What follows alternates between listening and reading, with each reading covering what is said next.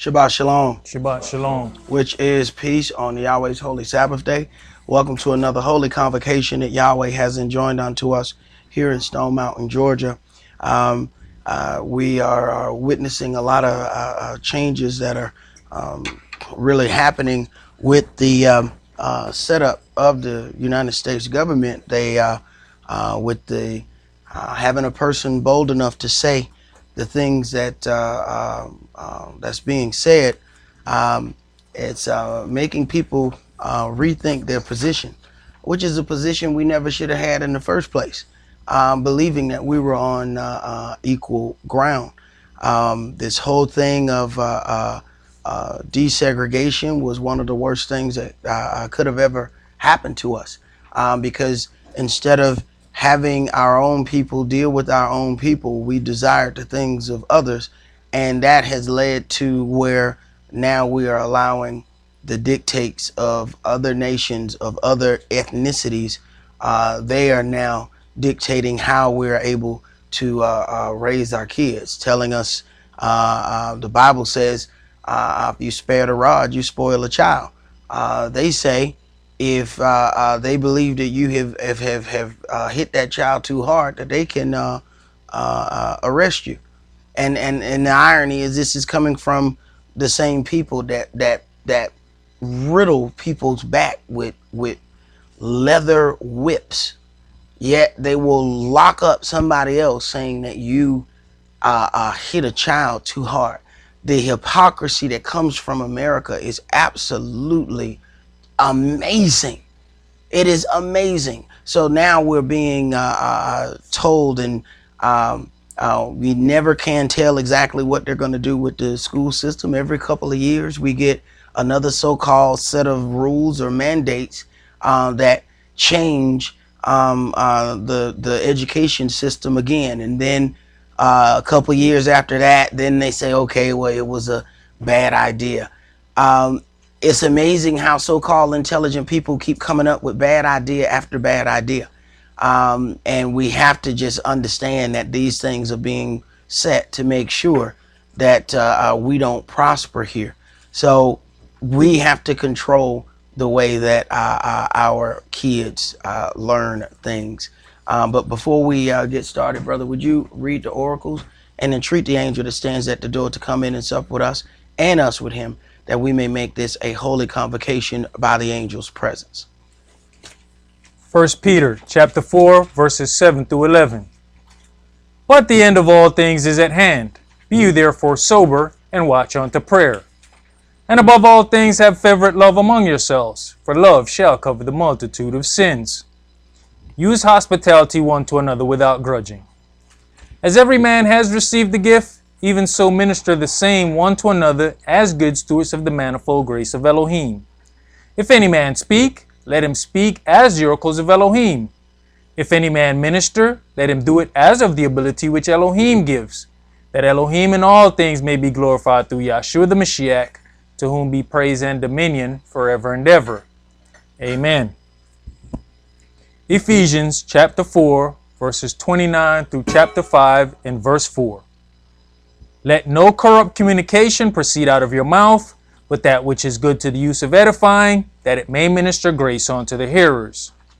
And grieve not the Holy Spirit of Elohim, whereby you are sealed until the day of redemption.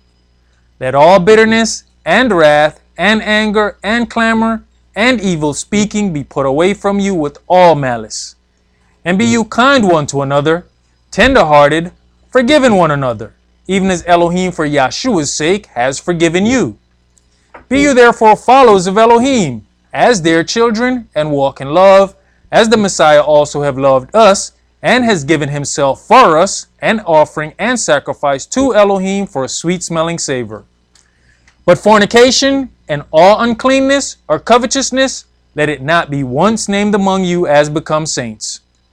Neither filthiness, nor foolish talking, nor jesting, which are not convenient, but rather given of thanks. Ecclesiastes chapter 5, verses 1 and 2. Keep your foot when you go to the house of Elohim, and be more ready to hear than to give the sacrifice of fools, for they consider not that they do evil. Be not rash with your mouth, And let not your heart be hasty to utter anything before Elohim. For Elohim is in heaven, and you upon earth. Therefore let your words be few. Exodus chapter 23, verses 20 and 21. Behold, I send an angel before you to keep you in the way, and to bring you into the place which I have prepared. Beware of him, and obey his voice. Provoke him not, for he will not pardon your transgressions, for my name is in him. Revelations chapter 3, verses 20 through 22. Behold, I stand at the door and knock. If any man hear my voice and open the door, I will come into him, and will sup with him, and he with me. To him that overcomes will I grant to sit with me in my throne, even as I have also overcame, and am sat down with my Father in his throne. He that has an ear, let him hear what the Spirit says unto the churches. All right, let's begin today's sermon in Genesis chapter 18, and we're going to begin in verse 17. Genesis chapter 18 and verse 17.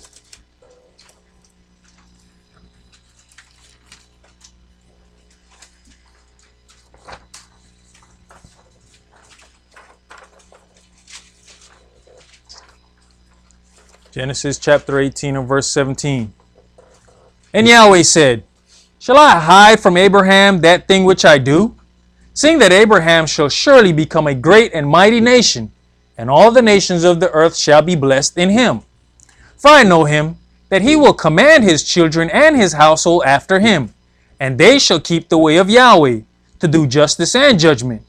And that Yahweh may bring upon Abraham that which he has spoken of him. Right. So we're talking about, he says, I know him, that he will command his children and his household after him, that they shall keep the way of Yahweh. He hasn't even really explained the way of Yahweh. He just knows that this man is going to order his house aright, even before he really has a house. Go ahead. Verse 20. And Yahweh said, Because the cry of Sodom and Gomorrah is great, and because their sin is very grievous, I will go down now, and see whether they have done altogether according to the cry of it, which is come unto me. And if not, I will know. And the men turned their faces from thence, and went toward Sodom, but Abraham stood yet before Yahweh.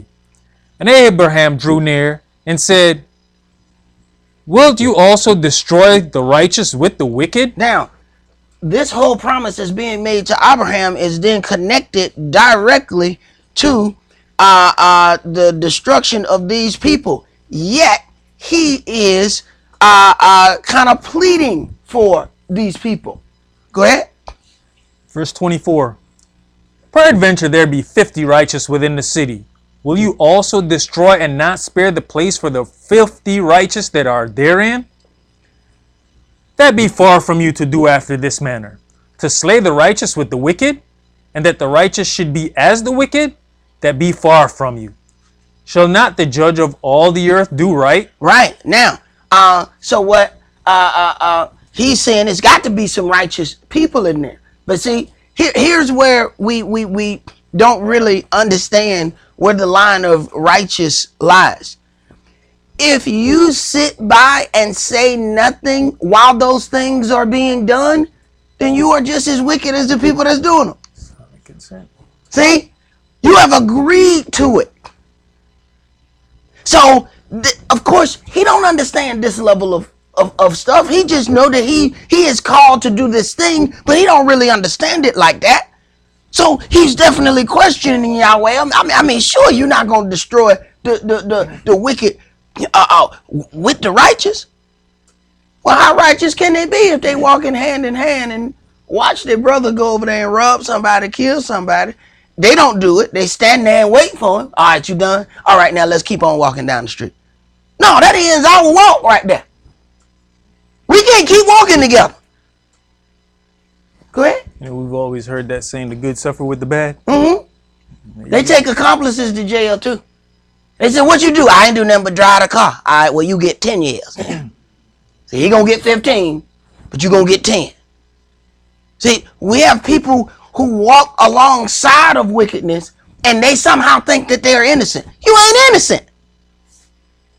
I watched the people who stood by when my elder passed away. And there were some that did all kind of wickedness and others that stood by and they said, well, I'm innocent. No, you ain't, because you know exactly what they're doing. And you hadn't opened your mouth to say nothing about it. Go ahead. Genesis chapter 18 and verse 26. And Yahweh said, if I find in Sodom 50 righteous within the city, then I will spare all the place for their sakes. And Abraham answered and said, behold now, I have taken upon me to speak unto Yahweh, which I am but dust and ashes. Peradventure there shall lack 5 of the 50 righteous. Will you destroy all the city for lack of 5? And he said, if I find there 40 and 5, I will not destroy it. And he spake unto him yet again and said, peradventure there shall be 40 found there. And he said, I will not do it for 40's sake. And he said unto him, oh, let not the Adonai be angry, and I will speak. Peradventure there shall 30 be found there. And he said, I will not do it if I find 30 there. And he said, behold now, I have taken upon me to speak unto the Adonai. Peradventure there shall be 20 found there. So he just going down the list. All right, okay, well, you won't kill it for 50. What about 45? Okay, what about 30? What about 20? So how many? So he's trying to figure out how many righteous people do it take to save a city. Go ahead. Not only that, the number keeps dropping because he's not sure how many righteous people is in that city. Exactly. But you have to look at where it is. Go ahead. And he said, I will not destroy it for 20's sake. And he said, oh, let the Adonai be angry, and I'll speak yet but this once. One more. Peradventure 10 shall be found there. And he said, I will not destroy it for 10's sake. It wasn't even 10 righteous people in the whole city.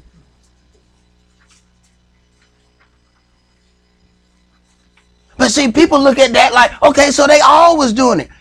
You got the ones who were doing it, and then you have the ones who were cool with quiet consent. Go ahead. And Yahweh went his way as soon as he had left communing with Abraham, and Abraham returned unto his place. All right, let's go to Deuteronomy chapter 4. So in the midst of all of this wickedness, Yahweh said, I know him. I know that he shall command his house, his children, the people after him to walk in this way that I ain't even taught him yet. This way that I haven't even expounded yet. I know him. So in other words, Yahweh is looking for a certain way, a certain culture to be done in this land. So as he's promising this land to Abraham, he's also going to witness the wickedness that's being done in the land at that present time. I keep asking people, you have to somehow wonder, what if the people of Canaan had actually did what they were supposed to do? You have to wonder if Israel would have even gotten the opportunity. See, there are things that we just take for granted and don't really consider. Deuteronomy chapter 4, and let's start that at verse 1. Now therefore hearken, O Israel, unto the statutes and unto the judgments, which I teach you for to do them, that you may live, and go in and possess the land which Yahweh El of your fathers giveth you.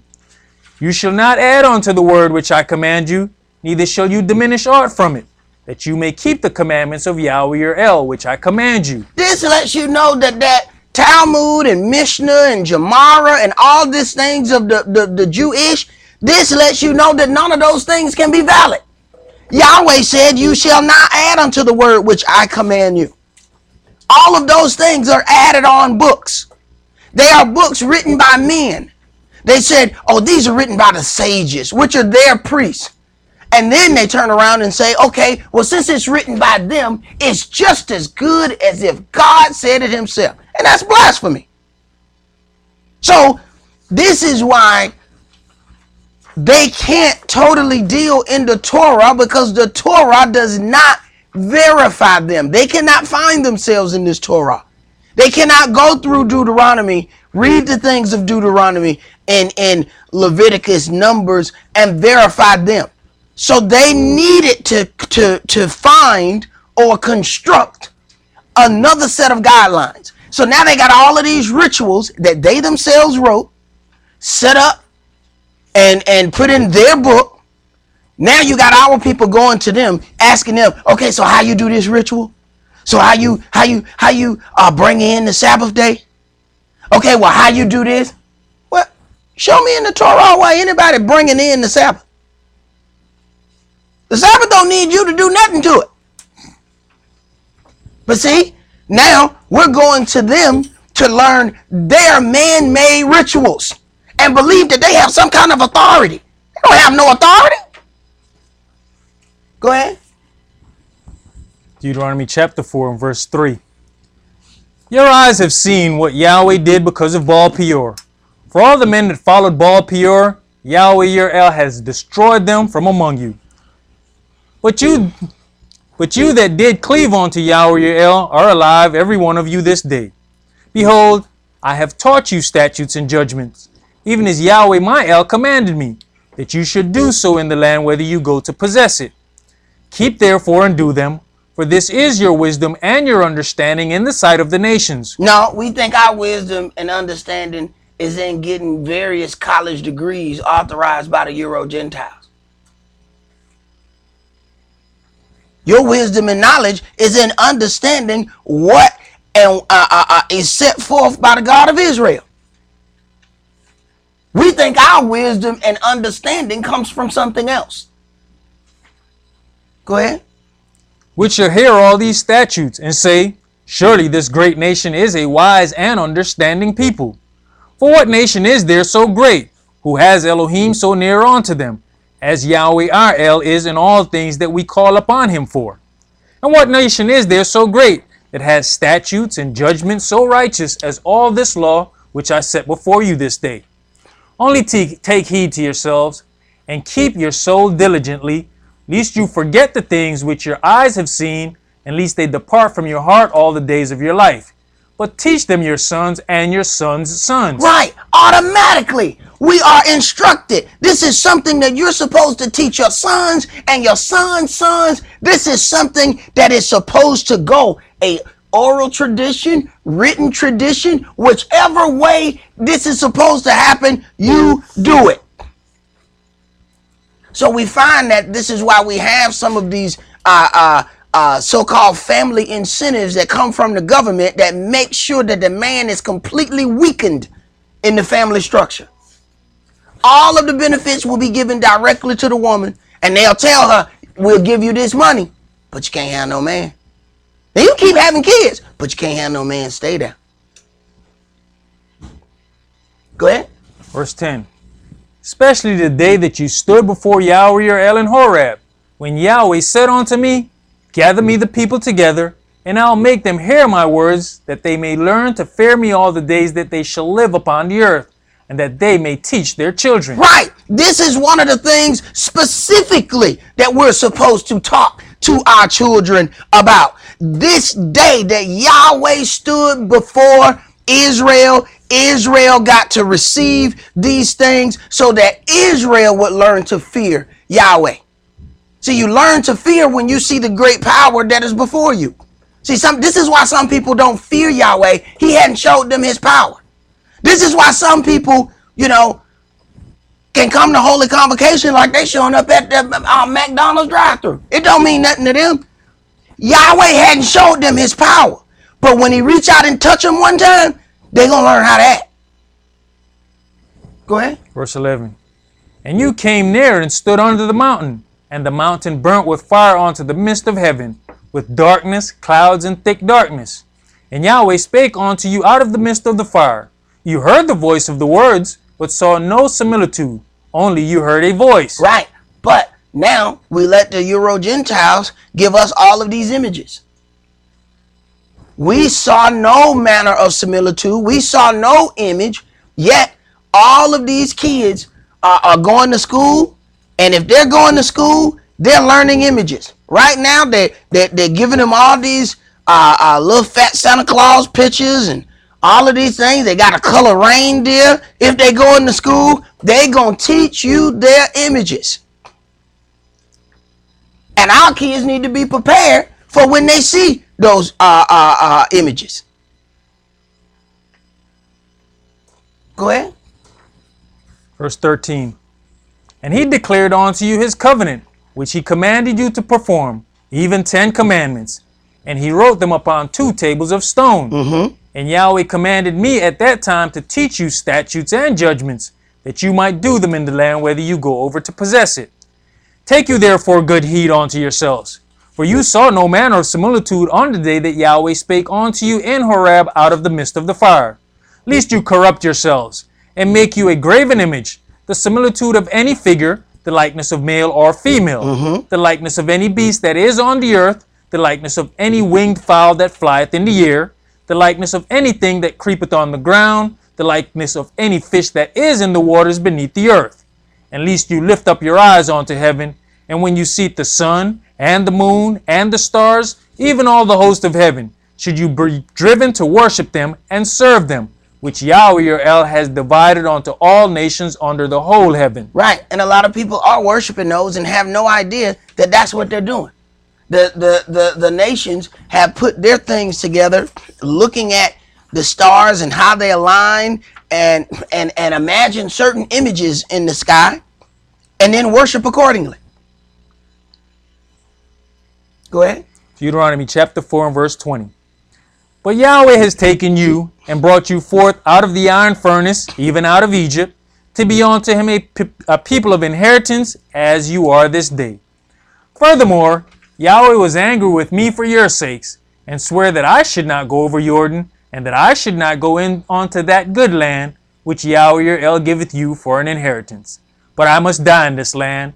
I must not go over Jordan, but you shall go over and possess that good land.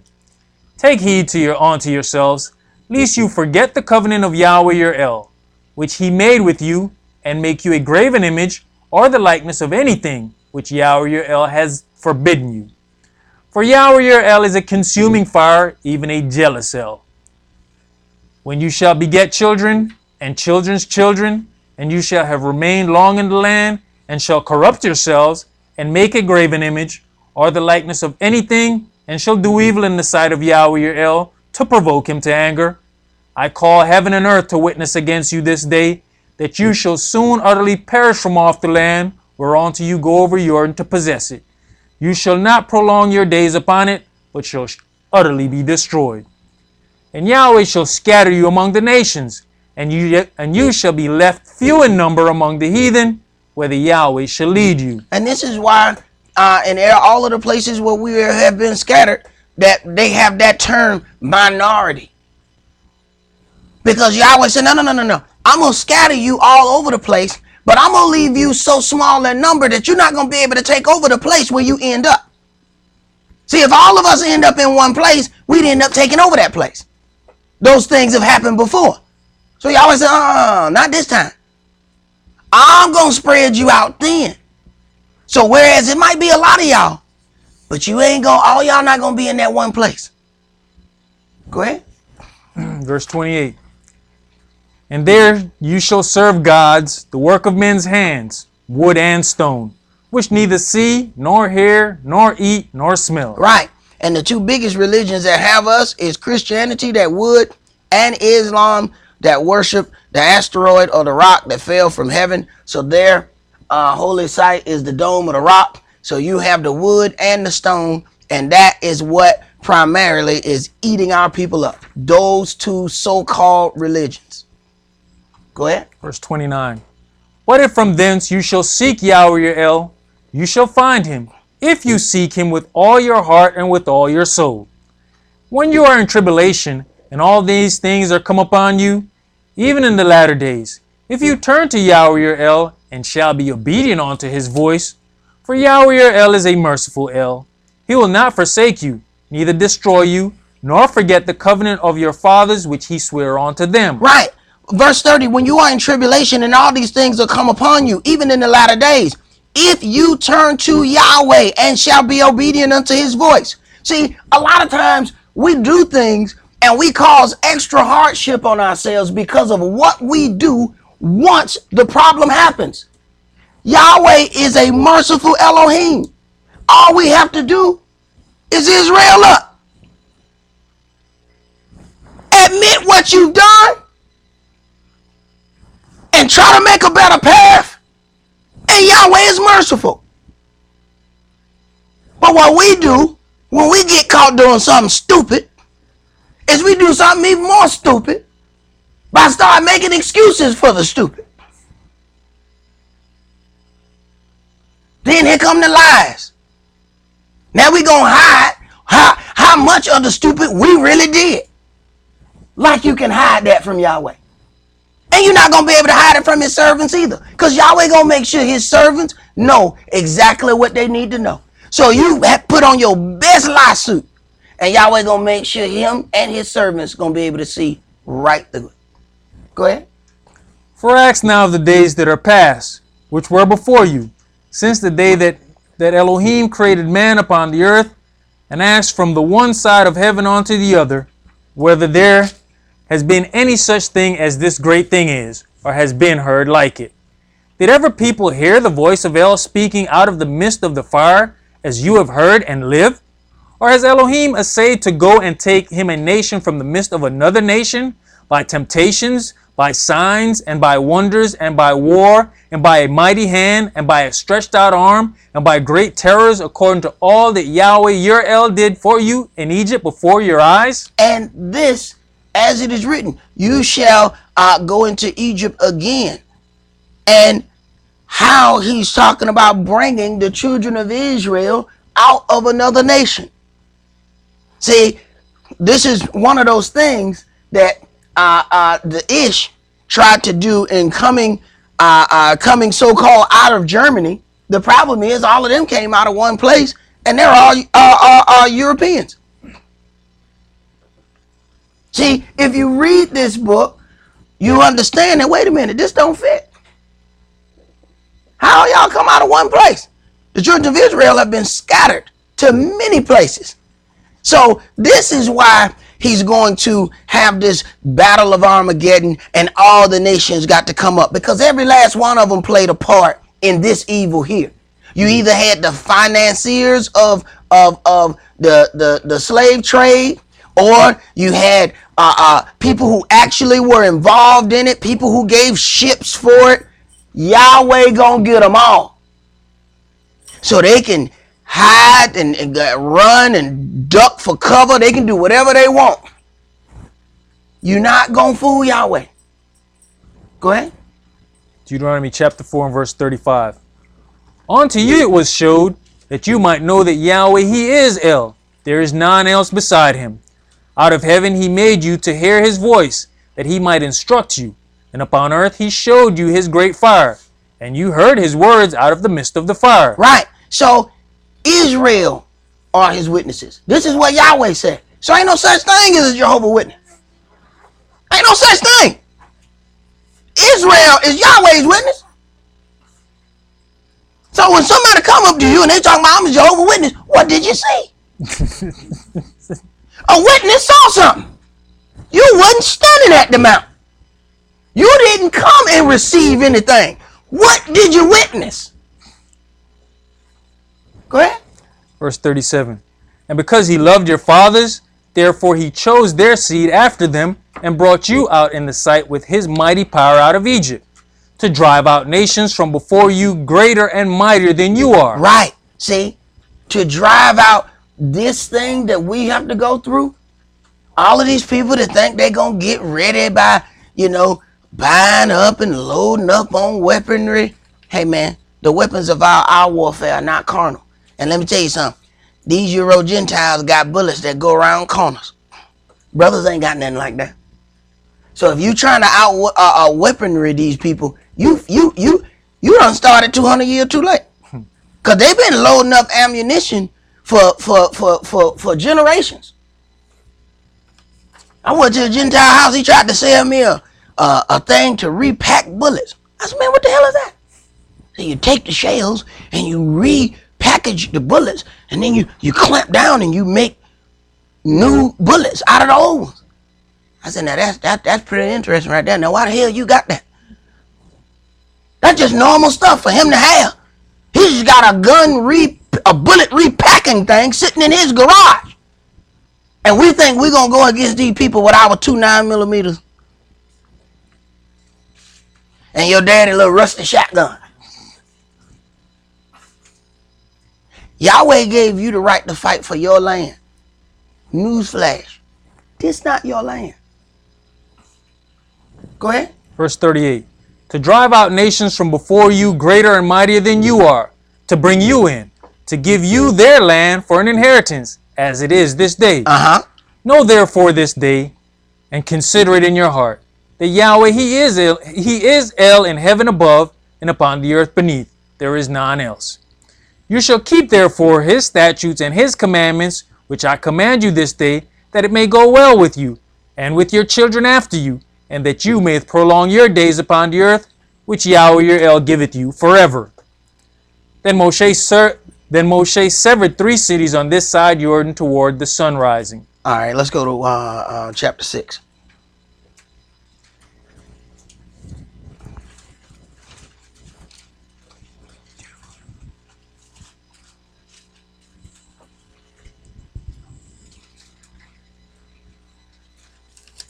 Deuteronomy chapter 6 and verse 1. Now these are the commandments, the statutes, and the judgments which Yahweh your El commanded to teach you, that you might do them in the land whether you go to possess it, that you might fear Yahweh your El. Right. Fear and respect go hand in hand. So you find people that don't have any fear, they don't have any respect. And if you don't respect Yahweh and the setup that He has put together, He's going to make sure that you get ejected out of that land. Go ahead. To keep all His statutes and His commandments, which I command you, you and your sons and your sons' sons, all the days of your life, and that your days may be prolonged. So this is how you prolong yourself in the land, by teaching this culture. See, what the nations have done is poison us to a point where what we've heard on Sunday morning, oh, they talking about that law. They don't consider that the law is culture, and this is your way of life. This is your way to maintain your land. But let's consider, if the nations want your land, it is not in their benefit to teach you how to keep it or how to get it back. Go ahead. Verse 3. Hear therefore, O Israel, and observe to do it, that it may be well with you, and that you may increase mightily, as Yahweh El of your fathers has promised you, in the land that floweth with milk and honey. Hear, O Israel, Yahweh our El is one Yahweh. And you shall love Yahweh your El with all your heart, and with all your soul, and with all your might. There's a whole lot of things that you have to understand to even be able to do that. Go ahead.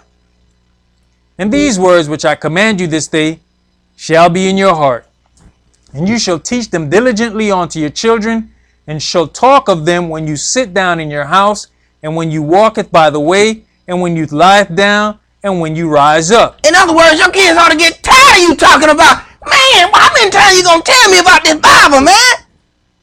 Man, you talking again? Because them kids, they got Dane blemish. You got to say it to them 20 times before they think, you know what? Didn't you say such and such? Yeah, I said it 19 times, child. They didn't hear it except number 17. Now they just heard it. So if you get weary by 10 and say, oh man, I'm tired of talking to this child. They ain't heard you yet. Because you ain't said it but 10 times. They ain't heard you yet. You got to say it 10 more before it even start. You know what? I think I've heard that before. Yeah, you should have. Their brain operate different when they growing up. Go ahead. Verse 8. And you shall bind them for a sign upon your hand, and they shall be as frontlets between your eyes. And you shall write them upon the post of your house and on your gates. So not only are you supposed to be talking about it all the time, They supposed to everywhere they turn say, oh, that go, thou shalt not steal. Thou shalt not bear false witness. They supposed to be turning all around in the house and seeing it and hearing it from you. That's what the nations do. What you think they giving your kids all them pictures and stuff to color for? They giving them images. They giving them all the, it says frontlets before your eyes, signs upon your hand. Why you think they got them making all of those things when they go to school? They are indoctrinating your child into their culture. See, so when you start doing this stuff, people's like, well, maybe they are a bit extreme. You don't understand the adversary, the devil is doing this to your child. You better start doing it because he's doing it. He just authorized it and called it school. So because we get stuck on a title of something, then we say, well, it's just school. How bad can it be? Right. Go ahead. Deuteronomy chapter 6 and verse 10. And it shall be, when Yahweh your El shall have brought you into the land which he sware unto your fathers, to Abraham, to Isaac, and to Jacob, to give the great and goodly cities which you buildeth not, and houses full of all good things which you filled not, and wells digged which you diggeth not, vineyards and olive trees which you planted not, when you shall have eaten and be full. Now, the same thing then is the same thing again. All of these things have been taken from us here. People are keep trying to constantly trying to look for reparations here. It ain't set for you to get reparations in the middle of your punishment. But if we do what we're supposed to do, all of these houses full of good things, your enemy who has pretended to be you and has built all of these things in your land, they just building and dressing houses for you. You gonna get that stuff. You should tell him, oh, you should paint that blue. I like that. Right. Because that's going to be mine. Go ahead. Yeah. Decorate my house. I mean, your house. Yeah, we're going to like that when we move in. Right. Go ahead. Verse 12. Then beware lest you forget Yahweh, which brought you forth out of the land of Egypt from the house of bondage. You shall fear Yahweh your El, and serve him, and shall swear by his name. You shall not go after other gods of the people which are around about you. Mm-hmm. For Yahweh your El is a jealous El. For Yahweh your El is a jealous El among you, lest in the anger of Yahweh your El be kindled against you and destroy you from off the face of the earth. Right. So people are about to worship this God called Santa Claus, not understanding that Yahweh is a jealous Elohim, and they shut down everything for their Santa God. They got their little groves that they got out of Africa, but then the Euro Gentiles liked it, so they stole that God. And they're getting ready to put their gifts under the tree and worship this mystical fat dude who can fly all around the world.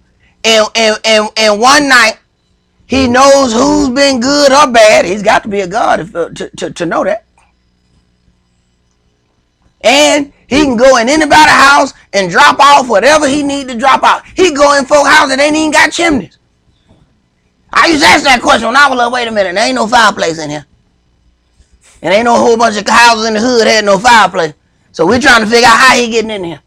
Because if he can get in here, then Pookie and Mike can get in here too. We need to figure out how he gonna get up in here.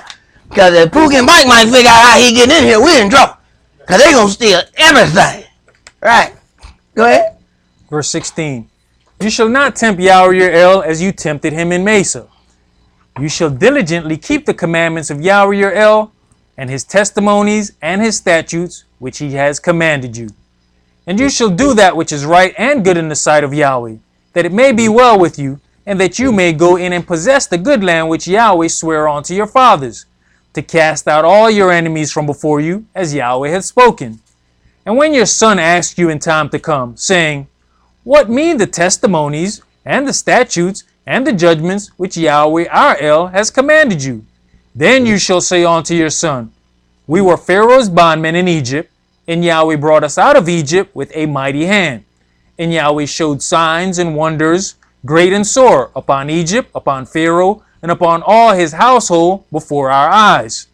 And he brought us out from thence, that he might bring us in to give us the land which he sware unto our fathers. And Yahweh commanded us to do all these statutes, to fear Yahweh our Elohim, for our good always, that he might preserve us alive, as it is at this day. And it shall be our righteousness, if we observe to do all his commandments before, verse 25, and it shall be our righteousness, if we observe to do all these commandments before Yahweh our El, as he has commanded us. It shall be our righteousness if we keep these commandments. See, people want to think that they have some kind of righteousness of their own. Yahweh has given us the outline of what is righteous and what is not. Man doesn't get to decide that. But what we end up doing is listening to all these various organizations and the man-made rituals that they have come up with, and we think those things mean something. And what we've done is we've put in those people, we've put those people over Yahweh our Elohim. Let's go to Psalms 78.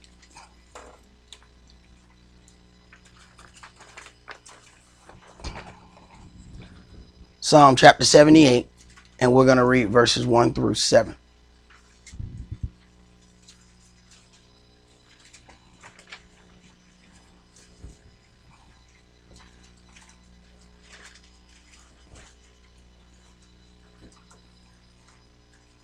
Psalm 78 and verse 1.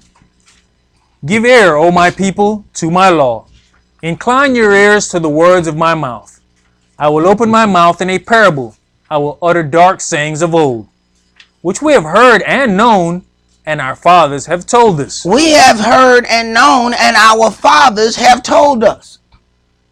So this is a thing, and it is interesting. Anytime we as a people start talking about anything of slavery, the nations have convinced you that you're on some old thing and you need to stop talking about it. Yet they go all the way deep into their history, and they have not set aside one thing.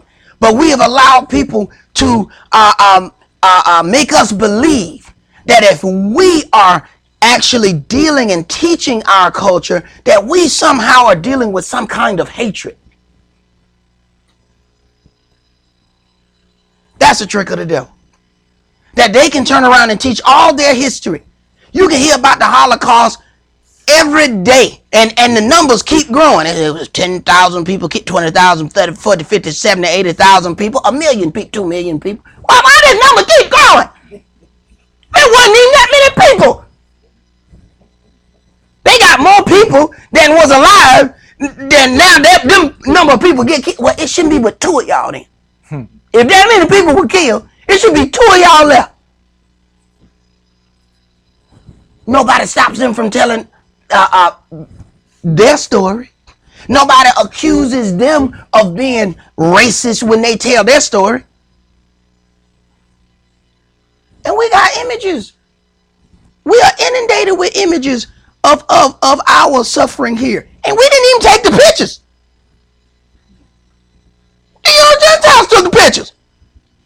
We got the picture from them. It ain't like we was sitting there like, oh man, they beating him. Excuse me, master, you pose it. Yeah, we got that. We didn't take them pictures.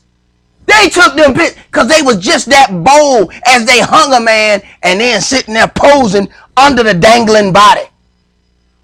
We didn't take it. So who got the right to tell you anything from about mentioning those things? But if we don't deal with those things with our kids and teach them who they truly are and what they've gone through, then they're going to be, one of these people, and we got a lot of them. They black on the outside, but that inside been bleached out. Go ahead. Even with that, the mind trick that was played on us is they proudly speak of their past heritage while we are made to feel like we should be ashamed of ours. Right. Man, when I went, was on some backcountry road, and I looked to the right, and they had that big sign, recruiting for the Sons of the Confederacy. I said, boy, I got to get the hell out of here. It was getting dark, and I was about to turn on a dirt road. Right at that time, like, dirt roads and Sons of the Confederacy don't mix, Jack. Ain't nobody telling them. What do you think they remember when they were trying to do away with the flag? The message that they were saying is heritage, not hate. See, that's their heritage. That Confederate flag, that rebel flag. See, they stopped calling it the rebel flag. We grew up knowing it as the rebel flag, not the Confederate flag. It was the rebel flag because they were rebelling against the setup of America, splitting up what they wanted.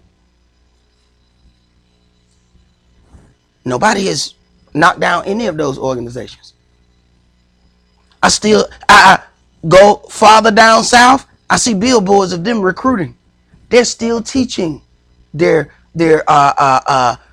kids and grandkids all about slavery and all of those things. I just left a house with a Confederate flag at the door and a Confederate flag in the inside of the house.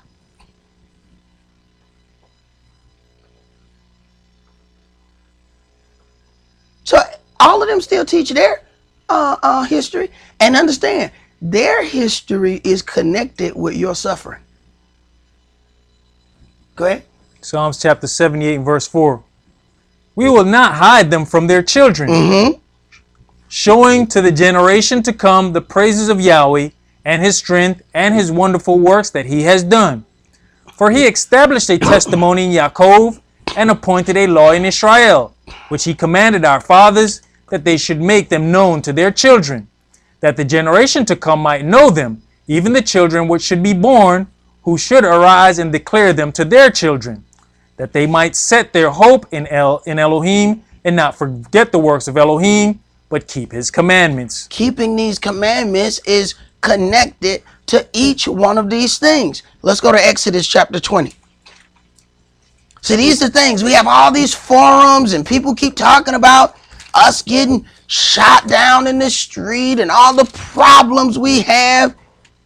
And neither one of the preachers will come up and mention any of these commandments. Matter of fact, for the most part, they are preaching, stay out of the Old Testament until it's time to talk about tithing. Now, they'll stay in the Old Testament the whole day when they're talking about tithing.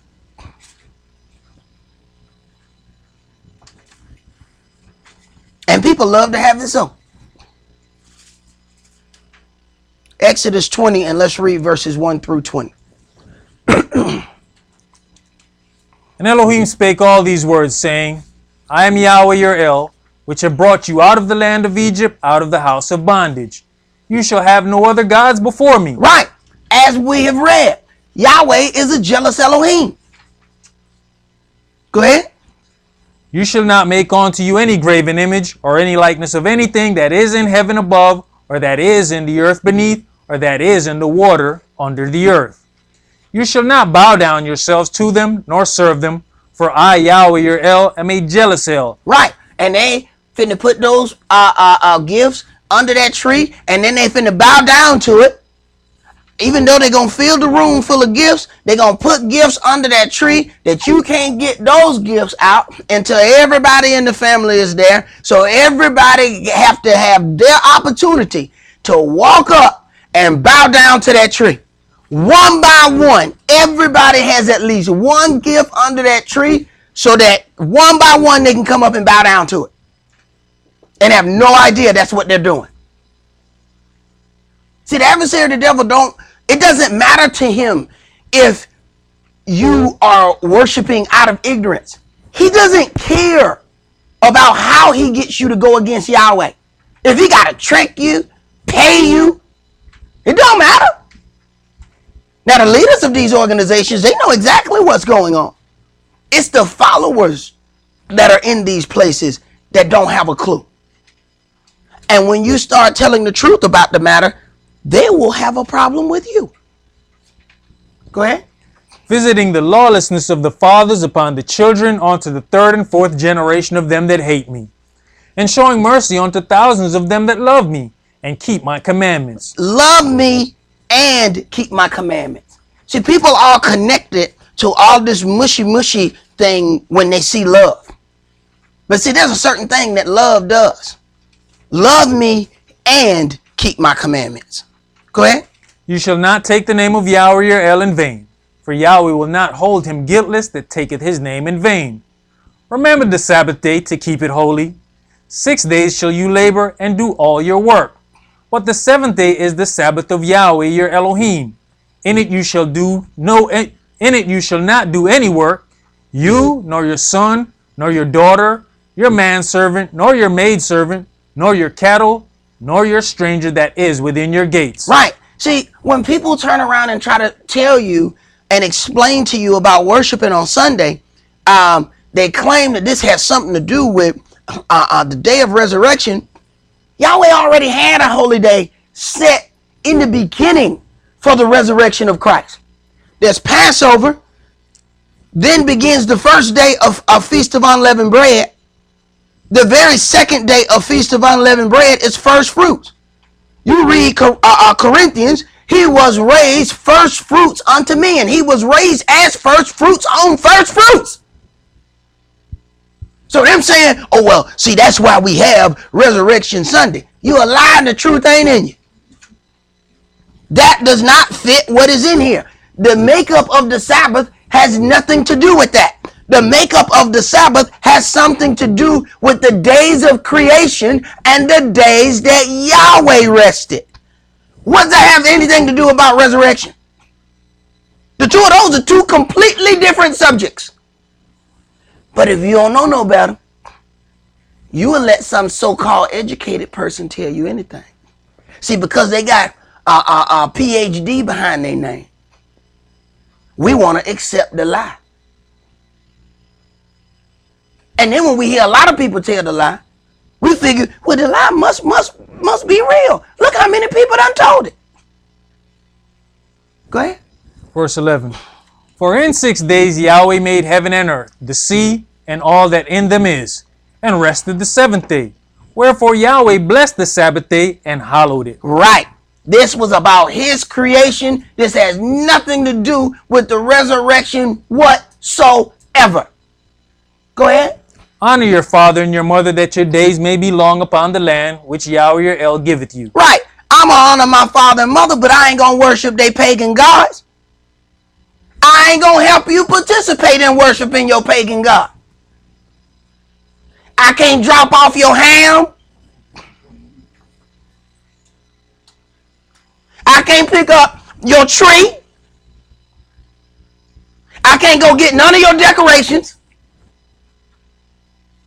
I'm not going to show up at your gathering, but I'm going to still honor my father and my mother, but I'm not going to worship your God.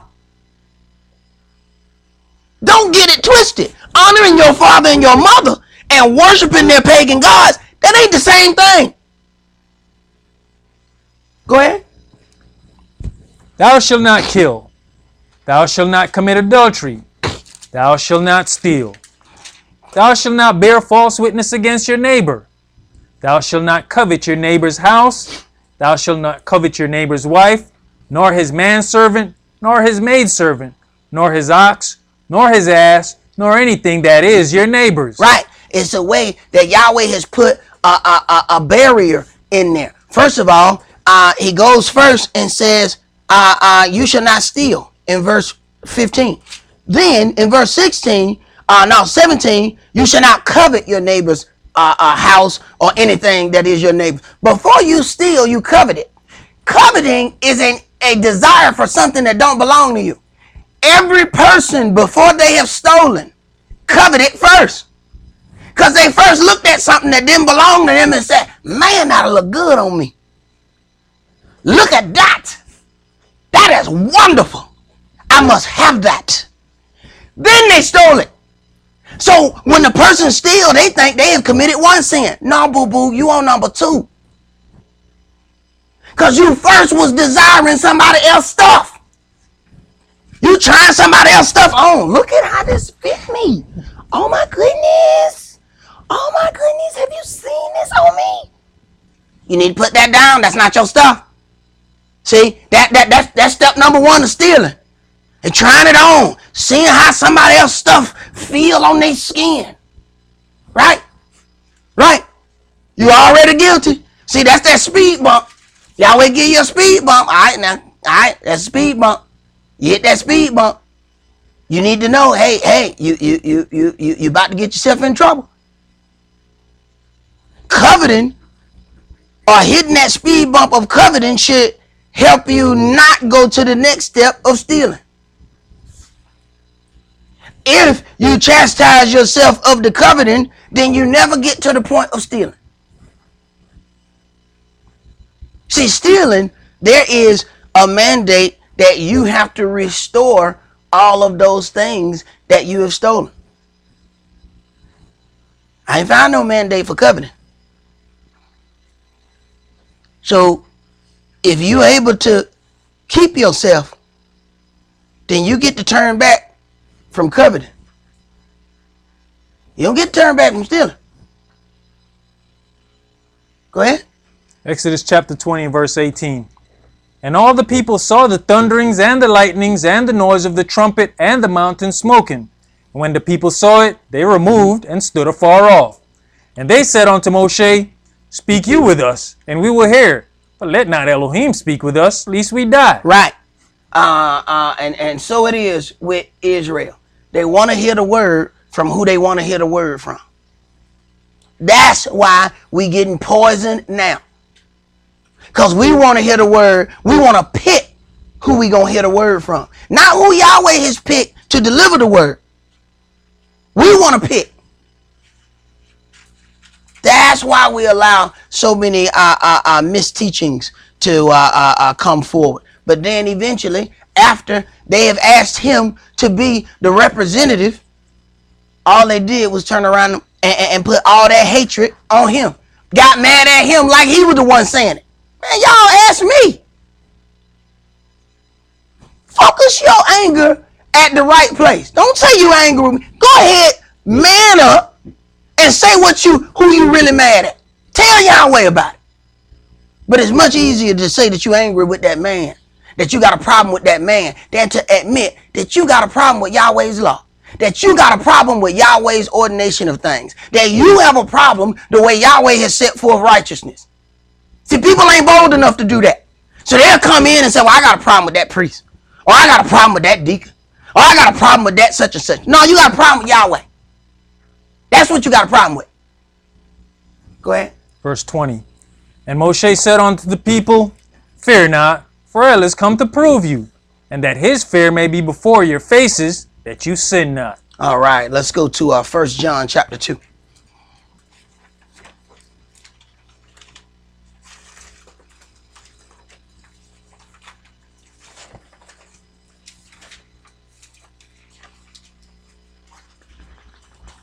See, the funny thing about reading these commandments, if you don't explain those things to your children, understand something.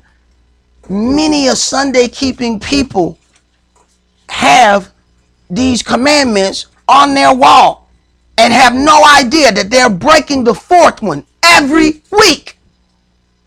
Yet it's right before their eyes. It's right before their faces. These things have to be explained. This is why you constantly talk to your children. You talk to them about these things so they'll see these things. Because understand, people have seen certain images but don't really understand what they mean. Many people have grown up with the Last Supper picture on the wall. Ask them same people, so what you think about Passover? Oh, I don't know nothing about no Passover. There's a picture of it on your wall. No, that's not Passover. That's the Last Supper. Got the mighty know. They have no idea what that is. And they look at it every day, day in, day out, walk past that picture, do not know that that's Passover.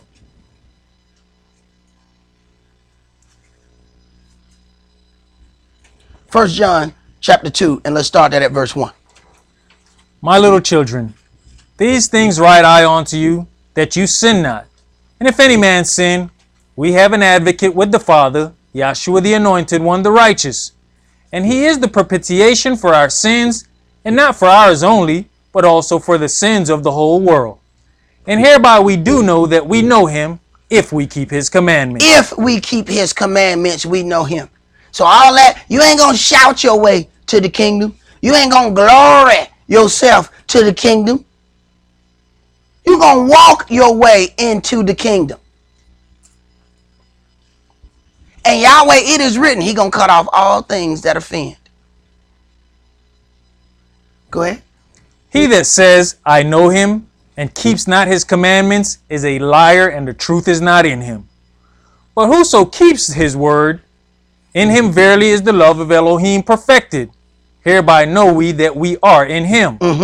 He that says he abides in him ought himself also so to walk, even as he walked. Brethren, I write no new commandment unto you, but an old commandment which you had from the beginning. The old commandment is the word which you have heard from the beginning. Again, a new commandment I write unto you. Now, this is a schism for two totally different groups. Verse 7, I write no new commandment unto you, but an old commandment which you had from the beginning. Understand, you have this new version of people who completely hate the Old Testament. So when he starts saying, but an old commandment which you had from the beginning, so that completely creates a problem with that group. Then you have verse 8, again, a new commandment I write unto you. Then you got these old covenant people who have a problem with that because they hate anything in the New Testament. So you have these two totally different groups of people who have schisms with either one part of the book or the other part of the book. And then you got those other people who just read any book. They got 300 different books and they just as confused. Go ahead. Verse 8. Again, a new commandment I write unto you, which thing is true in him and in you, because the darkness is past and the true light now shines. He that says he is in the light and hates his brother is in darkness even until now. He that loves his brother abides in the light, and there's none occasion of stumbling in him. Right. He that loves his brother abides in the light. There is none occasion of stumbling in him. Go ahead. But he that hates his brother is in darkness, and walks in darkness, and knows not whither he goes, because that darkness has blinded his eyes. Right. And you can't convince people that they have been blinded by hatred. Sometimes you have to just step back and watch them walk in hatred, and everybody else see it except them. That they walking in hatred, and it has completely blinded their eyes. It has molded how they walk, how they talk, how they operate, and everybody see it except them. Go ahead. I write unto you, little children, because your sins are forgiven you for his name's sake. I write unto you, fathers, because you have known him that is from the beginning. I write unto you, young men, because you have overcome the wicked one. I write unto you, little children, because you have known the Father. I have written unto you, fathers, because you have known him that is from the beginning. I have written unto you, young men, because you are strong, and the word of Elohim abideth in you, and you have overcome the wicked one. Love not the world, neither the things that are in the world. If any man love the world, the love of the Father is not in him. Right. You're going to have to pick and choose what it is you're going to deal with. If you're going to deal with the righteousness of this word, you're going to have a problem in the world. But if you're going to choose the things of the world, you're going to have a problem in this word. Pick you where you're going to have a problem at. Go ahead.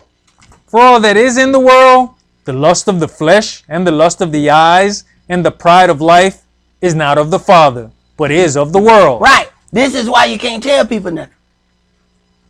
The pride of life, the lust of the eyes. Go ahead. And the world passes away, and the lust thereof. But he that does the will of Elohim abideth forever. Little children, it is the last time, and as you have heard that Antichrist shall come, even now are there many Antichrists, whereby we now know that it is the last time. They went out from us, but they were not of us. For if they had been of us, they would no doubt have continued with us. Right. They went out from us, but they were not of us. As it is written, they are not all Israel which are of Israel. Go ahead. But they went out that it might be made manifest that they were not all of us. Right. There are going to be some that just come around for a time. There are some, as it is written, it's talking about the parable of the seed sower. Some endure for a little while, but as soon as there comes up tribulation for the word, they are offended. And once they get offended, they can't do nothing. And the tribulation of the word helps mold us. The tribulation of certain things, nobody ever got any growth out of everything going their way. But that's what we want. And there's no growth in that. Let's go to chapter 5. And let's read verses 1 through 6. 1 John chapter 5 and verse 1. Whosoever believes that Yahshua is the anointed one is born of Elohim. And everyone that loves him, that begat loves him also that is begotten of him. Right. And if you believe, what did it say immediately when Saul believed and was baptized? See, what people don't understand is there's a connection to belief. You don't believe just by showing up. You don't believe because you decided to change a few clothes. No, you believe. Your actions determine whether or not you believe or not. Go ahead. By this we know that we love the children of Elohim when we love Elohim and keep his commandments. For this is the love of Elohim, that we keep his commandments, and his commandments are not grievous. Right. So you have all of these people walking around talking about God is love. This is the love of Elohim, that we keep his commandments. Go ahead. And you can tell it's grievous because the first thing they want to say is we're no longer under the law. Right. So the law is grievous. So it's absolutely grievous unto you if that's what you got to say anytime that there's a discussion about order. And let me tell you something. There's not one organization on the face of the earth that does not have some kind of order. Gangs got order. If you join a gang, they got lieutenants and bosses. You can't you think you in a gang because you want to do whatever you want to do, mess around and fight the wrong person in the gang. Say, wait a minute, man, we didn't give you authorization to beat him up. Wait a minute, I can't beat him up. No, you got to get authorization to fight him. Wait a minute, what? So now people in your own gang now got to fight you because now you disobeyed the order. So people think they're gonna join a gang because they don't like to follow rules, only to find out that the gang is full of rules. Go ahead. Verse 4. For whatsoever is born of Elohim overcomes the world. And this is the victory that overcomes the world, even our faith. Who is he that overcomes the world? But he that believes that Yahshua is the Son of Elohim. This is he that came by water and blood, even Yahshua the Anointed One. Not by water only, but by water and blood. And it is the Spirit that bears witness, because the Spirit is truth. Right. Being born of water and blood. We have this water baptism, and this name of Yahshua takes care of this blood. We must be born again. But see, there's the physical baptism, and then there's that baptism of the Spirit, that baptism of fire that Yahweh is going to take us through to help us see us and go through the necessary changes to make us better. That's where you find out whether or not you got seeds that's been thrown at stone. See, everybody happy the day they get baptized. They come out the water, they look real good. Hey, hallelujah. Wait for a minute till Yahweh start trying to make them better. And he starts showing them, okay, you got an issue right here. We need to clean this off. Now watch how they react. See? Now then you start figuring out as he starts throwing out them seeds, it's falling on stone. Now their heart is getting more stony as you go along. Right. See, that's that natural part of that baptism. And then there's that baptism of fire where the Spirit starts trying to make you better. And then you got where people fight and kick against being made better because they thought they were perfect when they showed up. Go ahead. That was it. That was it right there. Yeah. Let's go to our second John chapter 1. And we're going to read verses 1 through 7. Chapter 1 and verse 1. Yeah. Verse 1. The elder unto the elect lady and her children, whom I love in the truth, and not I only, but also all they that have known the truth, for the truth's sake, which dwelleth in us, and shall be with us forever.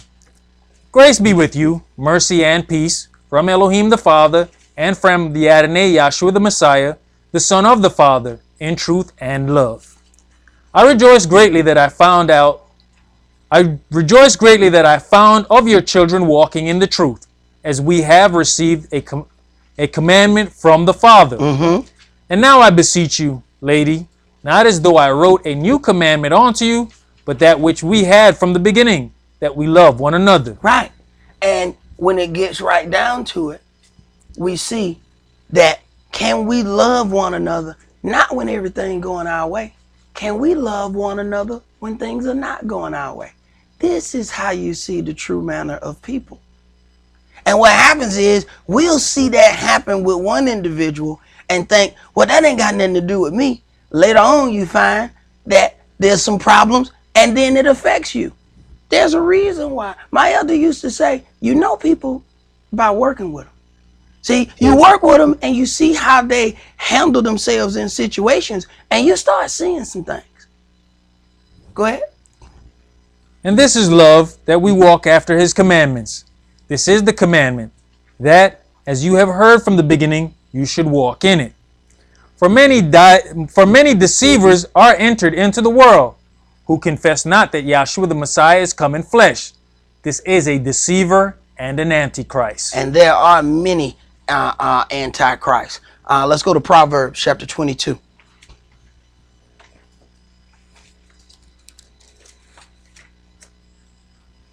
See, they don't confess Yahshua. They confess something else.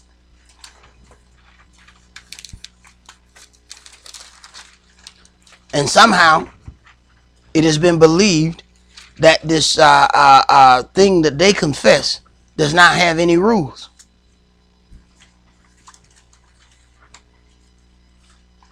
And I've never seen any organization that didn't have any rules.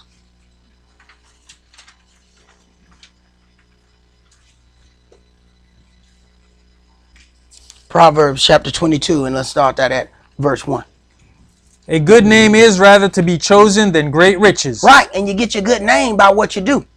See, you don't get your good name just by, hey, it was given unto you. You got a good name. No, you get a good name because people start watching and talking about how you treat people. See, when you go down to the country, you'll find they ask you them questions when you get there. Hey, who boy you? Ernest Lee boy. Ernest, you Ernest, your daddy boy? I know your daddy, but a crazy bit, but okay, all right. Right. See, they trying to figure out what's your family name like, right? So after that, then they watch you. See? So it starts with the family, but it still lies on you. Because see, after that, then they're going to watch what you do. And then that determines whether or not you have a good name. Go ahead. And loving favor rather than silver and gold. The rich and poor meet together. Yahweh is the maker of them all. A prudent man foreseeth the evil and hides himself, but the simple pass on and are punished. A prudent man foresees the evil. It's not like this man has some kind of abilities to see in the future. He is prudent because he has learned from his past experiences. So he looks and says, you know what? This looks like some mess right here. You know what? It's time for me to take a left turn. I'm gonna get myself out of this situation. The simple keep going into those situations and then they are punished. See, this is how you have to look at the environment in which you are in and notice things. Now see, it's hard for this generation to even notice things because this is that text generation. See, that text generation, they can say whatever the hell they want on the text, and they don't have to pay attention to any of their own body language, much less look at other people's, because they're doing it all from behind a computer. So they don't know that they are presenting a eat crap attitude as they are talking to people. So what happens? They don't witness that thing that's being projected on other people's body language, and they don't remove themselves. When I was, I had to be about in the 10th grade. This was why I got kicked out of one of them schools. I went to summertime, got in trouble every summer.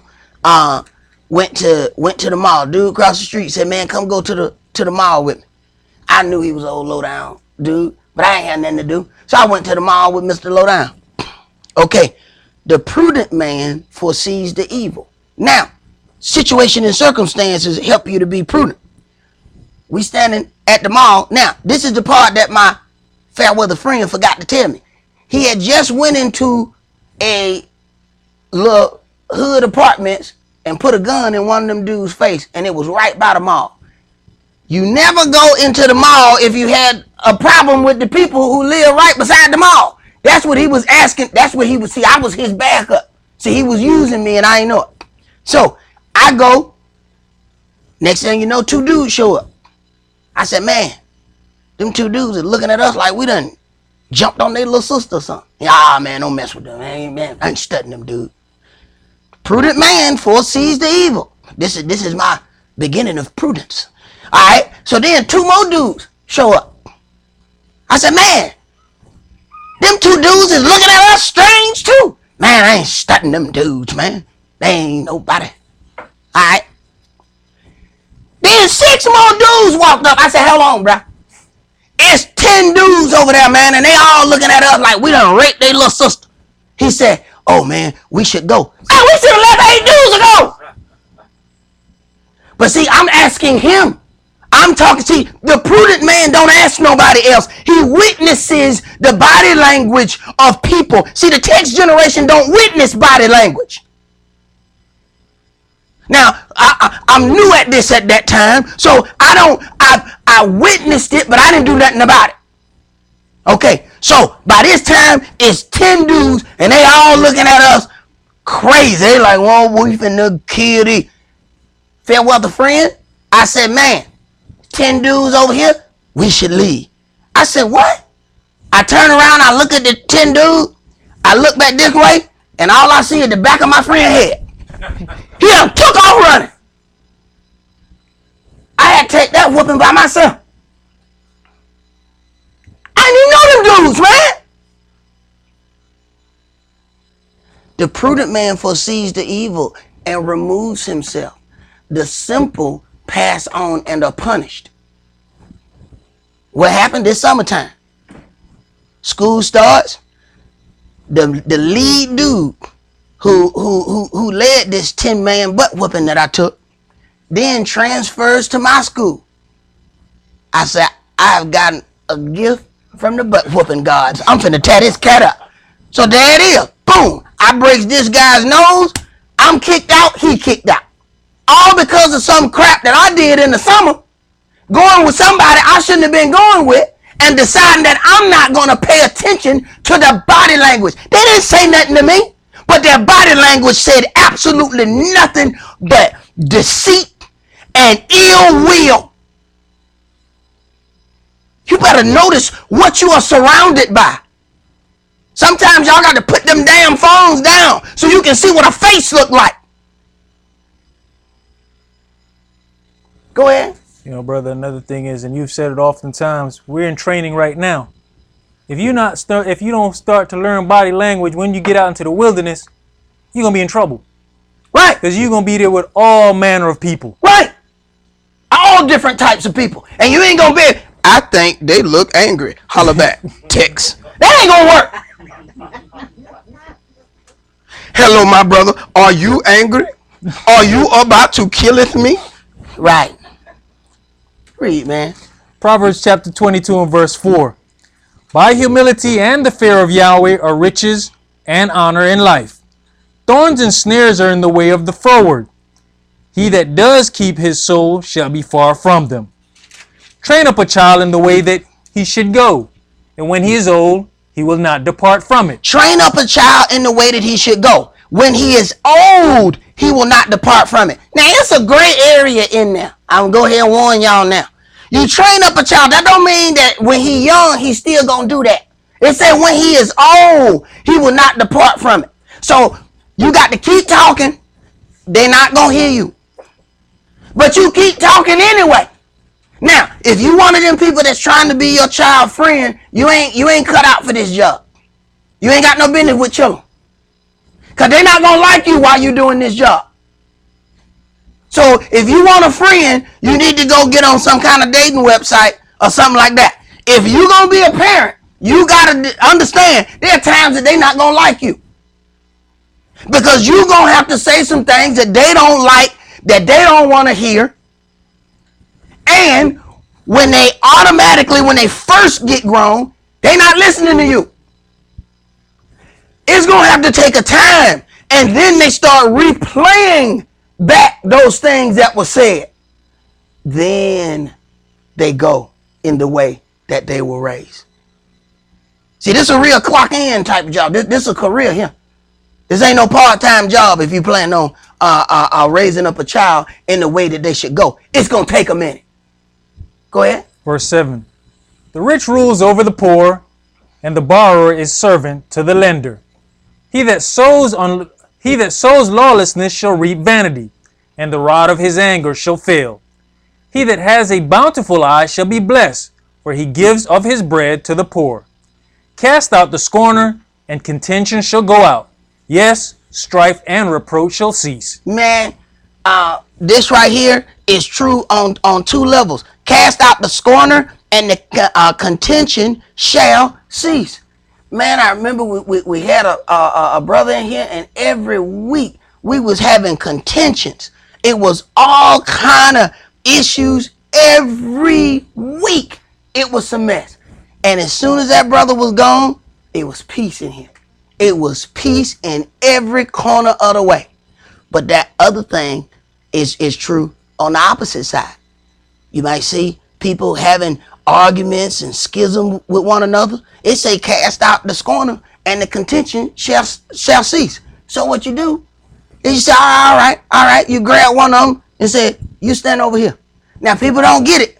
So, you done put one of them over here and they crying, but I ain't do nothing wrong. Shut up. Now just stand right there. Stand right there. And you leave the other one over there by themselves. Cast out the scorner, and the contention shall cease. Meanwhile, now you got this one that you done put to the side and they upset. Just shut up now. Shut up. Now you watch this one. They said that one is the problem. And you sit there. Now they got a contention with that person. Then they got a contention with that person. Now they got a problem with that person. Now, if this was the problem, then you wouldn't keep having all these other damn problems. See? So see, cast out the scorner and the contentions will cease. It's true on both levels. This one ain't the damn problem. See? If that one was the problem, when you pull this one out and set it to the side, there would be no more contention. So why the hell the contention popping up in other places then? Right. See, that's that part that we don't want to see, that each and every last one of us got something that Yahweh need to work on us upon. And the longer we fight it, the longer that work drags out. Go ahead. Verse 11. He that loves pureness of heart, for the grace of his lips, the king shall be his friend. The eyes of Yahweh preserve knowledge, and he overthrows the words of the transgressor. The slothful man says, there's a lion without. I shall be slain in the streets. Right. It's a reason why they're not going to be able to do what they're supposed to do. Go ahead. The mouth of strange women is a deep pit. He that is abhorred of Yahweh shall fall therein. Foolishness is bound in the heart of a child, but the rod of correction shall drive it far from him. Right. The rod of correction is that whip. But the nations tell you, don't whoop your kids. Why? Because they got a prison system already set up for them. And they going to do way more than whoop them. Man, they got to where people have gone to prison and got beat to death by guards. So they'll tell you not to hit them, but when they get them in their facilities, they're going to hit them. Go ahead. He that oppresses the poor to increase his riches, and he that gives to the rich shall surely come to want.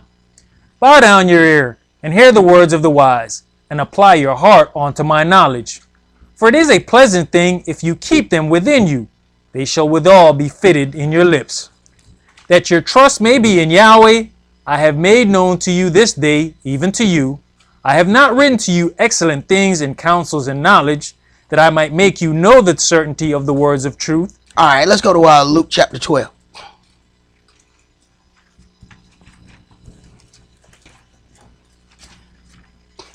So when we even discuss this whole thing of the prudent witnessing the evil, you have to learn from your past experiences. See, you might have a situation where one person encountered a traumatic event as a child and eventually grew up to be an advocate for abused children. The same incident could have happened to another person, yet it caused them to perpetuate the same horrors that happened unto them. They end up doing that to other people. So at the end of the day, it's not about what happens to you. It's about how you handle what happens to you. Luke chapter 12, and let's start that at verse 16. And he spake a parable unto them, saying, The ground of a certain rich man brought forth plentifully. And he thought with him in himself, What shall I do, because I have no room where to bestow my fruits? Right. This thing is all about perception and where your mind is within certain parts. And it's very interesting how you can have all your stuff in one way, not knowing what's on the other side. Go ahead. And he said, This will I do. I'll pull down my barns and build greater, and there will I bestow all my fruits and my goods. And I will say to my soul, Soul, you have much good laid up for many years. Take your ease, eat, drink, and be merry. But Elohim said unto him, You fool, this night your soul shall be required of you. Right. So all their thought is about their riches, their goods, and building a place to store all these goods, not knowing your soul is about to be required of you, and all you're thinking about is your good. Your perspective is turned upside down. Go ahead. Then whose shall those things be which you have provided? So is he that lays up treasure for himself, and is not rich toward Elohim. And he said unto his disciples, Therefore I say unto you, take no thought for your life, what you shall eat, neither for the body, what you shall put on. The life is more than meat, and the body is more than raiment. Consider the ravens, for they neither sow nor reap, which neither have storehouses nor barn, and Elohim feeds them. How much more are you better than the fowls? And which of you, with taking thought, can add to his stature 1 cubit?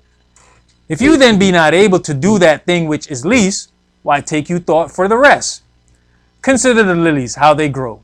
They toil not, they spin not, and yet I say unto you, that Solomon in all his glory was not arrayed like one of these. If then Elohim so clothe the grass, which is today in the field, and tomorrow is cast into the oven, how much more will he clothe you, O you of little faith? And seek not you what you shall eat, or what you shall drink, neither be you of doubtful mind. For all these things do the nations of the world seek after, and your Father knows that you have need of these things. But rather seek you the kingdom of Elohim, and all these things shall be added unto you. Fear not, little flock, for it is your Father's good pleasure to give you the kingdom. Sell that you have, and give alms. Provide yourselves bags which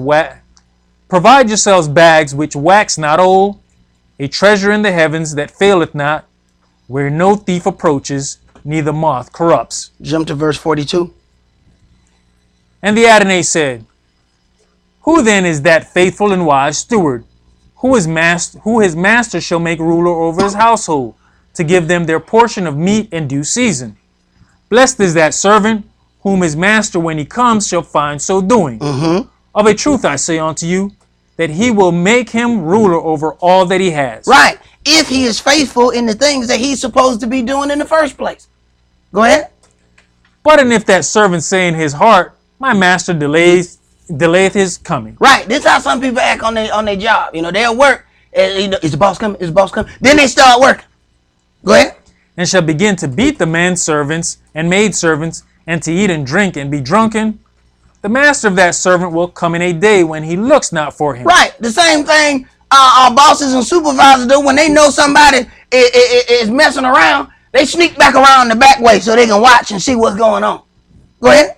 And at an hour when he's not aware, and will cut him asunder, and will cut him in sunder, and will appoint his portion with the unbelievers. And that servant, which knew his master's will, and prepared not himself, neither did according to his will, shall be beaten with many stripes. Right. The servant which knew his master's will and prepared not himself shall be beaten with many stripes. Go ahead. But he that knew not and did commit things worthy of stripes shall be beaten with few stripes. Now, this is how two people can do the same things, yet one receive a less judgment than the other. Why? Because they did not know the Adonai's will. See, this is that generation that can find anything they want on the computer. The problem is they don't look for nothing righteous on the computer. They want to look at the Kardashians. But you go to a generation or two before.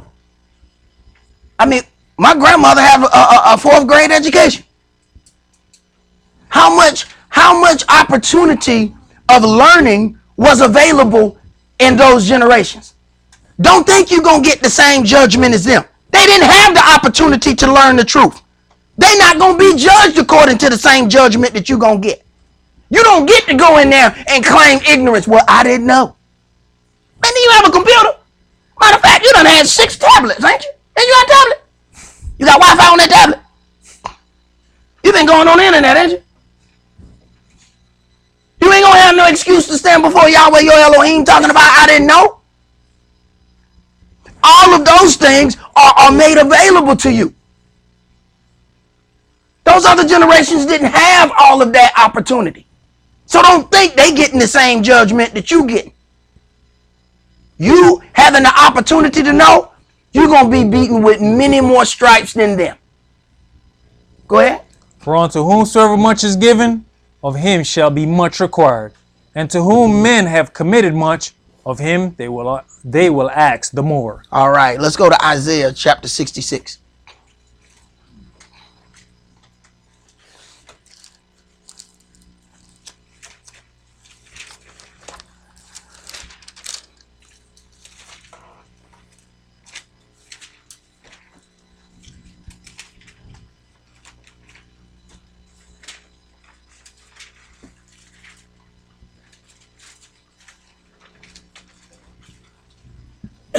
Isaiah chapter 66 and verse 1.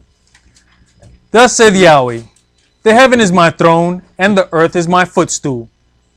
Where is the house that you built unto me? And where is the place of my rest? For all those things hath my hand made, and all those things have been, saith Yahweh. But to this man will I look, even to him that is poor and of contrite spirit, and trembleth at my word. He that kills an ox is as if he slew a man.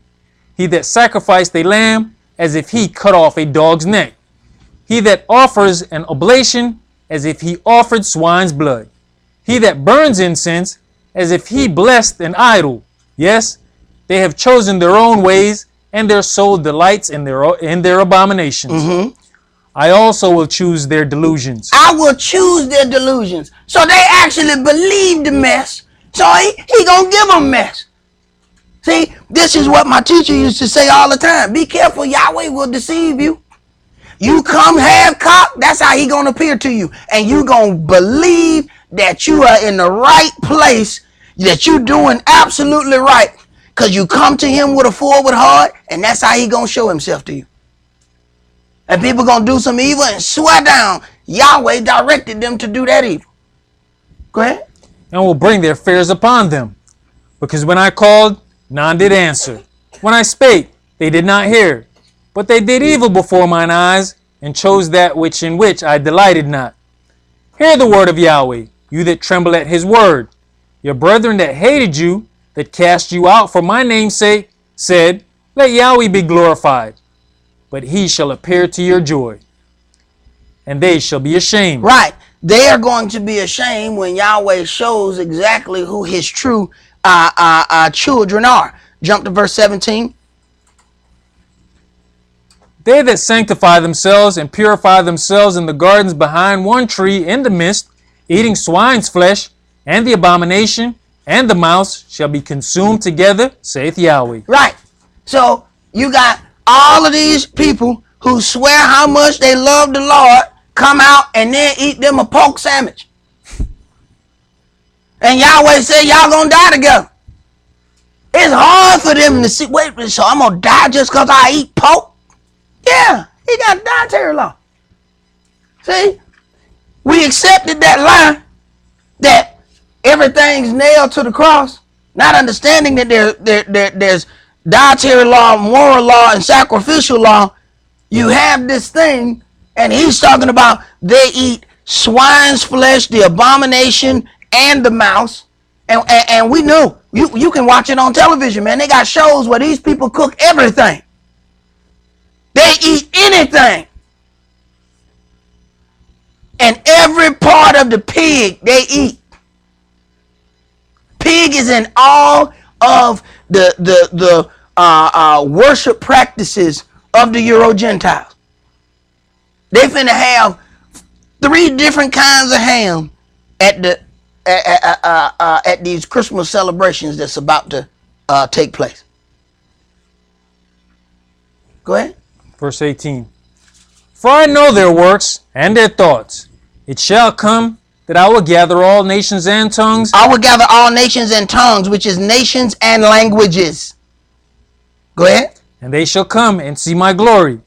And I will set a sign among them, and I will send those that escape of them unto the nations, to Tarshish, Pul, and Lud, that draw the bow, to Tubal and Yavan, to the isles afar off, that have not heard my fame, neither have seen my glory, and they shall declare my glory among the Gentiles. So then we have a verification that there are those that have not heard the fame of Yahweh. You then listen to the things that we read before, that there are those who will be beaten with few stripes. They will have a very light judgment because of whether or not they have had the opportunity to hear this truth.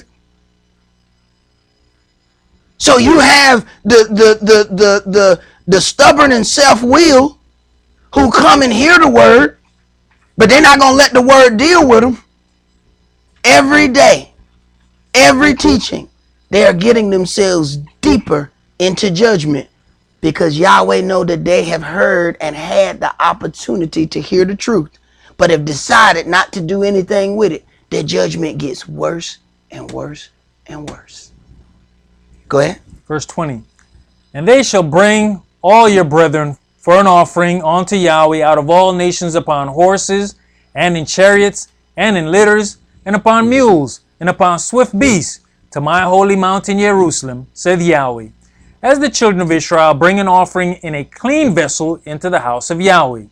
And I will also take of them for priests and for Levites, saith Yahweh. I will also take of them for priests and for Levites. Eventually, the whole a lot of Israel is a kingdom of priests. You got priests who are priests amongst Israel. Then you have Israel who are priests amongst the world. So people keep thinking, well, you know, the Levitical priesthood is done away with. Israel gonna be priests to the whole world. Go ahead. For as the new heavens and new earth, which I will make, shall remain before me, saith Yahweh, so shall your seed and your name remain. And it shall come to pass that from one new moon to another, and from one Sabbath to another, shall all flesh come to worship before me, saith Yahweh. Yeah, now we're talking about after this, all these great things. We're talking about the kingdom here, and they're still talking about new moons and Sabbaths. Yet we hear on Sunday morning that the Sabbath have been done away with. Somebody lying. Somebody lying. Somebody lying. We talking about the kingdom here, and we man, you ask most people, ask the Jewish, talk about new moon, they be like, what's that? Wait a minute, man, I thought you supposed to be Jewish. What you mean you don't know what a new moon is?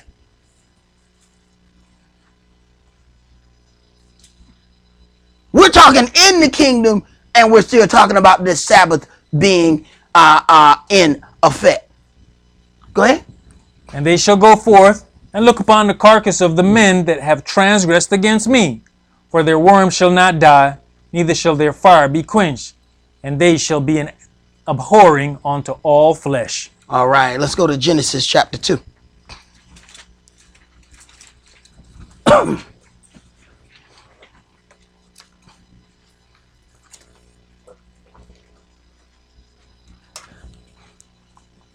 So there are things that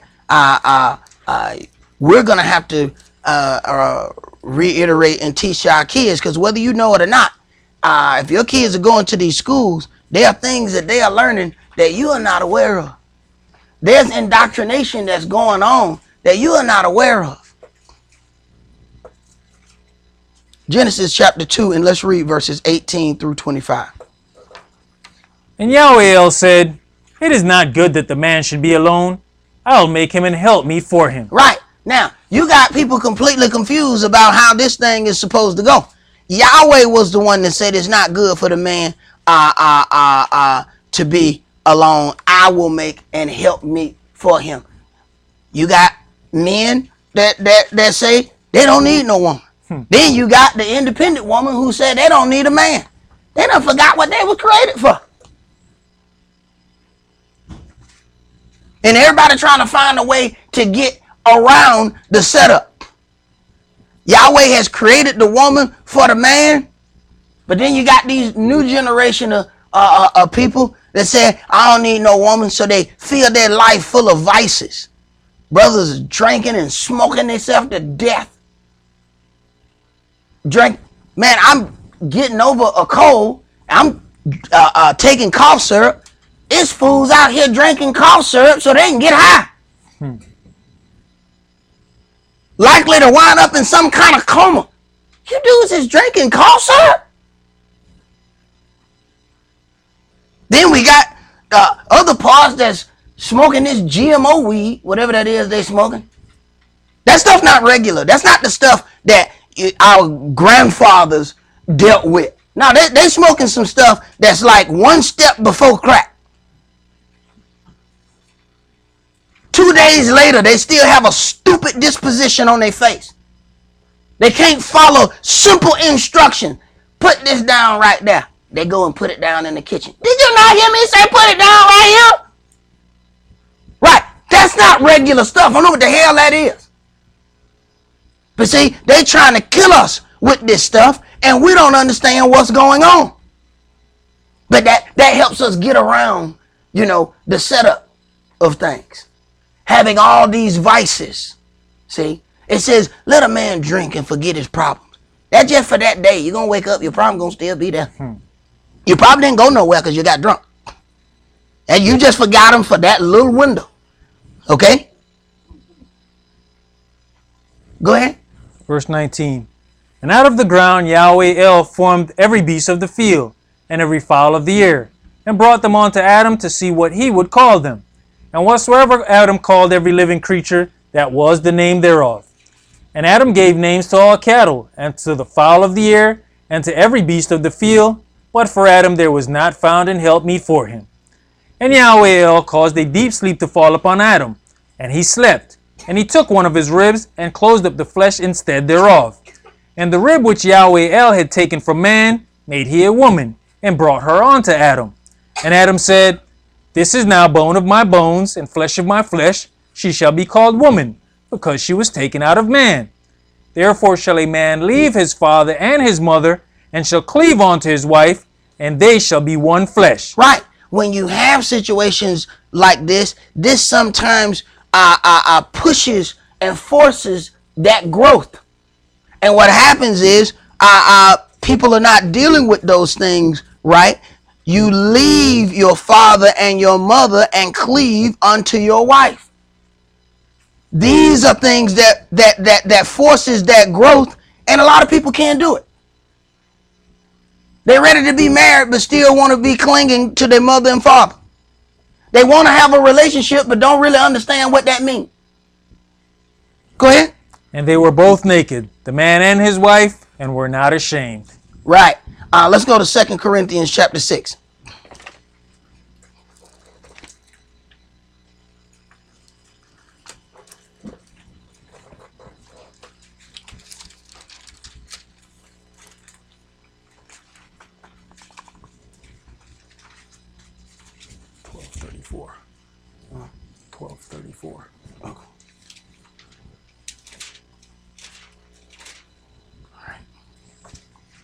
Okay. 2 Corinthians chapter 6.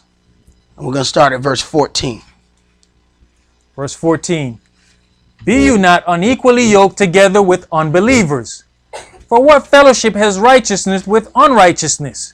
And what communion has light with darkness? Right. So when you talk about being unequally yoked, Yahweh has created the woman for the man. But then when you talk about being unequally yoked, there's a reason why we were told to deal from within our tribal breakdown so that we are walking in the same direction. But understand something. It warns us about the strange woman. You can be married to a straight Israel and be married to a strange woman today. Because we have picked up everybody else's culture. And that goes the opposite is true also when you're dealing with women dealing with men. We're supposed to deal from within people who understand this culture. Now, if things were already set before we got in this culture, it is what it is. Yahweh has set forth those things. You look at some of these setups before, there were marriages set forth and those people didn't even know each other. Yet they said, go and find one of those people from this land of culture. So then these people having the same culture are more apt to be able to deal with one another in a righteous way. So that's why you have to find out what do people believe in, instead of just looking at somebody saying this person look pretty, or this person look fine. Yeah, what they believe in. Go ahead. Verse 15. And what concord has the anointed one with Belial? Or what part has he that believes with an infidel? Mm-hmm. And what agreement has the temple of Elohim with idols? For you are the temple of the living El. As El has said, I will dwell in them and walk in them, and I'll be their El, and they shall be my people. Wherefore come out from among them, and be you separate. Right. We got a problem. Separation and sanctification is the same thing.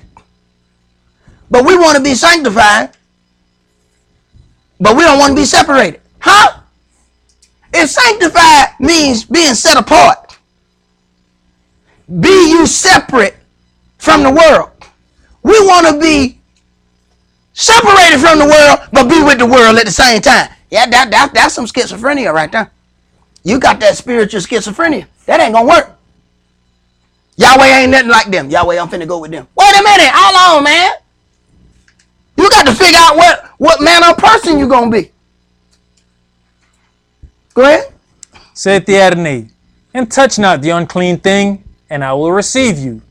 And I'll be a father unto you, and you shall be my sons and daughters, saith the Adonai Almighty. All right, let's go to Genesis chapter 24.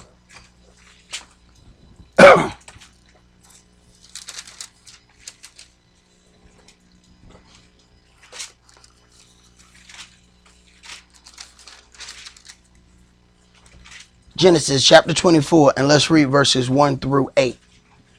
Verse 1. And Abraham was old and well stricken in age, and Yahweh had blessed Abraham in all things. And Abraham said unto his eldest servant of his house, that ruled over all that he had, Put, I pray you, your hand under my thigh.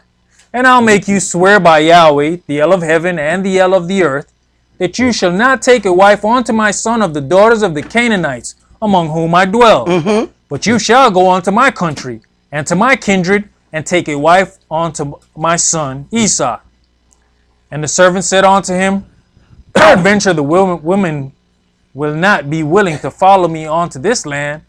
Must I needs bring your son again unto the land from whence you cometh? And Abraham said unto him, Beware you that you bring not my son thither again. Right. Don't take my son over there. Look, just go get one of the women that was raised up in a certain way of life. Get one of those women and bring that woman back to marry my son. But don't take my son back there. Go ahead. Verse 7. Yahweh El of heaven, which took me from my father's house and from the land of my kindred, and which spake unto me, and that sware unto me, saying, Unto your seed will I give this land. He shall send his angel before you, and you shall take a wife unto my son from thence. And if the woman will not be willing to follow you, then you shall be clear from this your oath. Only bring not my son thither again. Right. So we see that there's this thing of finding these women that are understanding of this culture. Go to chapter 28. And let's read verses 1 through 5. Genesis chapter 28 and verse 1. And Esau called Jacob and blessed him and charged him and said unto him, You shall not take a wife of the daughters of Canaan. The same thing that was done for him. So now you're seeing generation after generation saying, no, you don't need to be unequally yoked. You need to get somebody that understands this culture. But we are in a place of relearning all of our culture. So there's certain unions that Yahweh will purposely make sure that they happen before you get into this word, because there were some that will only deal with this word because they were forced to. Go ahead. Arise, go to Padamaram, to the house of Bethuel, your mother's father, and take you a wife from thence of the daughters of Laban, your mother's brother. And El Almighty bless you, and make you fruitful, and multiply you, that you may be a multitude of people, and give you the blessing of Abraham, to you and to your seed with you, that you may inherit the land wherein you are a stranger, which Elohim gave unto Abraham.